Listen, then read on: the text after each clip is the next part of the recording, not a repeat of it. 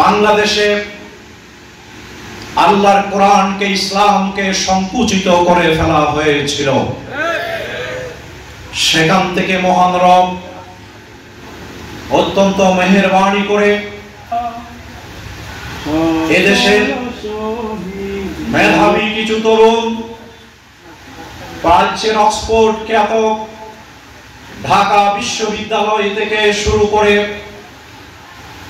School, college, মাদ্রাসা, দেশের গুরুত্বপূর্ণ সকল শিক্ষা প্রতিষ্ঠানের ছাত্র ছাত্রীরা বাংলাদেশকে হায়নাদের কবল থেকে মুক্ত করবার জন্য রাজপথে নেমে এসেছিল, তাদের ক্যাম্পাস ছেড়ে, ক্লাস ছেড়ে।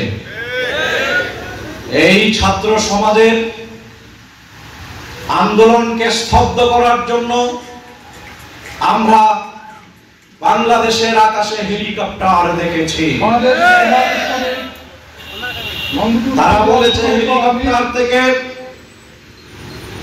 উত্তপ্ত ছাত্র জনতার জন্য পানি বর্ষণ করা হয়েছিল।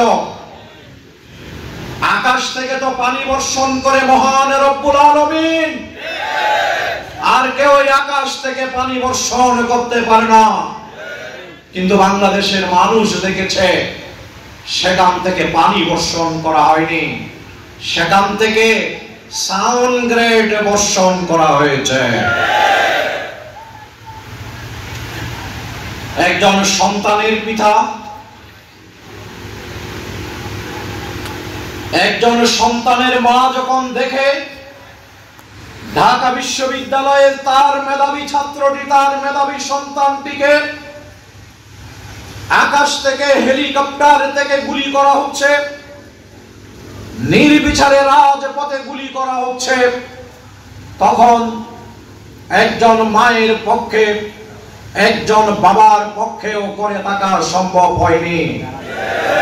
ছোট্ট শিশুকে কোলে নিয়ে মা তার সন্তানের এই কাতারে গিয়ে এই স্বৈরাচার থেকে বাংলাদেশকে মুক্ত করার জন্য রাজপথে লড়াই করেছিলেন। এই দৃশ্য আপনারা দেখেছেন। বাংলাদেশ এমনিতেই হায়নাদের কবল থেকে মুক্ত হয়নি। বাংলাদেশকে এমনিতেই এই হায়নারা ছেড়ে দেয়নি। 5ই আগস্ট ঢাকার রাজপথ যখন লক্ষ লক্ষ মানুষ দিয়ে ভরপুর হয়ে গিয়েছিল, গণভবনের দিকে যখন লক্ষ লক্ষ মানুষ মার্চ করছিল, তখনও বাংলাদেশের একক মালিকের দাবিদার, বাংলাদেশকে যিনি পৈতৃক সম্পত্তি মনে করতেন, তাকে যখন সিটিজন বললেন আর্মি চিফ, তখন তিনি বললেন আমি গণভবন ছেড়ে কোথাও চলে যেতে পারবো না। যত গুলি করতে হয়, যত মানুষ মারতে হয়, লাশের নগরীতে পরিণত হবে প্রয়োজনে ঢাকা, এরপরেও আমার পক্ষে পদত্যাগ পত্রে সাইন করা সম্ভব না। সেদিন আমরা স্যালুট জানাই বাংলাদেশের সেনাবাহিনীকে, দেশপ্রেমিক সেনাবাহিনীকে, যারা এই জন্মভূমি রক্ষায়, দেশের রাজনৈতিক দুর্যোগ, যে কোনো দুর্যোগে ঐতিহাসিক ভূমিকা পালন করে তাদের মর্যাদাকে বারবার সমুন্নত করেছেন। সেদিন আর্মি চিফ বলেছিলেন আপনি বাহিরের পরিস্থিতি জানেন না মাননীয় প্রধানমন্ত্রী, আপনি যদি বাইরের পরিস্থিতি জানতেন তাহলে আজকে এই কথা বলতেন না। তিনি আরো হুমকি দিয়ে বললেন অনেককেই ডিঙ্গিয়ে ওয়াকার তোমাকে আমি সেনা প্রধান করেছি, আমার নির্দেশ তোমাকে পালন করতে হবে। কিন্তু সেনা প্রধান সেদিন স্পষ্টভাবে বলেছিলেন মাননীয় প্রধানমন্ত্রী, আর কোন মায়ের বুকে, কোন সন্তানের বুকে আমাদের পক্ষে গুলি চালিয়ে বাংলাদেশের রাজধানীকে লাশের নগরীতে পরিণত করা সম্ভব নয়। আপনাকে পদত্যাগ পত্রে সাইন করতে হবে।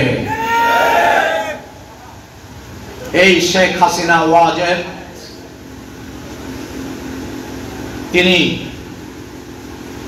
আল্লাহর চাদর নিয়ে টানাটানি করেছেন। আল্লাহর চাদরের নাম কি? অহংকার। এটি কার জন্য বানায়? এটি শুধুমাত্র কেবলমাত্র অহংকার, এটি আল্লাহর জন্য বানায়। আল্লাহর এই চাদর নিয়ে তিনি সব সময় টানাটানি করতেন, এমন ভাবে কথা বলতেন, বাংলাদেশ আমার নির্দেশে চলে, আমি সবকিছু বাংলাদেশে করেছি, এই ধরনের কথা তার মুখে আমরা বারবার শুনেছি। বাংলাদেশের রাজনৈতিক দলগুলোকে, রাজনৈতিক নেতৃবৃন্দকে, এদেশের হক্কানি উলামায়ে কেরামকে তিনি পিঁপড়াও মনে করতেন না। আল্লাহর চাদর নিয়ে যিনি টানাটানি করেন, আল্লাহ তাআলা সঠিক সময়ে তার জন্য ফয়সালা দান করেন। আমরা কোনো কৃতিত্ব নিতে চাই না। মহান রব্বুল আলামিন যদি সেদিন সাহায্য না করতেন, তাহলে আজকের মুক্ত বাংলাদেশে দ্বীনের কথা, কোরআনের কথা আমরা বলতে পারতাম না। লংগদুর এই প্রত্যন্ত অঞ্চলে হাজার হাজার দেশপ্রেমিক, ইসলাম প্রিয় মানুষের সম্মেলন অনুষ্ঠিত হতে পারত না। সংগ্রামী ভাইরা, প্রিয় ভাইরা, সেদিন